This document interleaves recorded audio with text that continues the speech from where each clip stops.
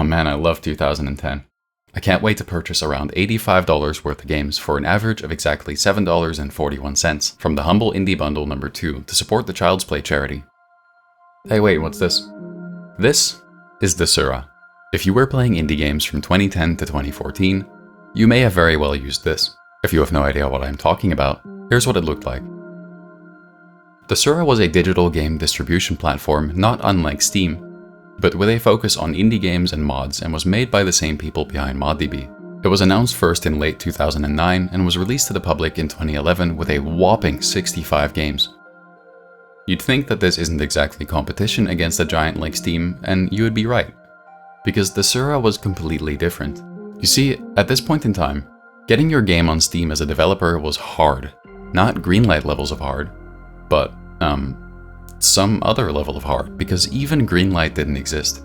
So for small developers to have a platform like Steam was actually a wonderful idea. The platform had its own integrated crowdfunding for developers to use.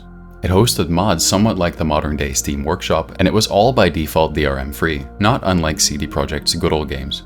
Although developers of games could include DRM if they chose to themselves. And despite Desura focusing on indie games, it also had some slightly higher profile games like Amnesia, Project Zomboid, and my favorites, Killing Floor and King Arthur's Gold. Now, you've noticed I used the word was a lot, so let's just get there. In 2013, Desura was bought by Linden Lab, which are the developers of questionable video game Second Life. It was then once again sold to Bad Juju Games in 2014, who eventually failed to pay developers and later filed for bankruptcy. It was then again sold to Danish company OnePlay with the promise of reviving Desura, which they were unable to do. So it was again sold to Finnish company Behemouse, who turned it into one of those browser game websites which has nothing to do with the original Desura. This is really sad.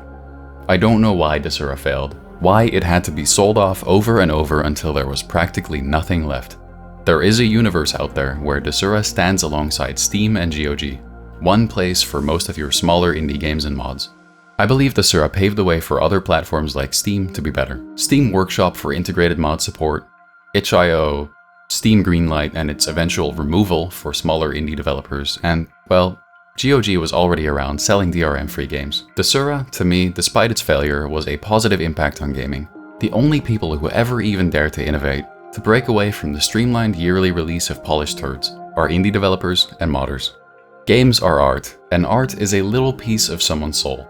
Everyone is a little different, dreamt of a different fantasy world when they were younger, has a different vision of a perfect game. Of course, not all indie games are great. Neither is all art, but you can't find a diamond without doing a little digging.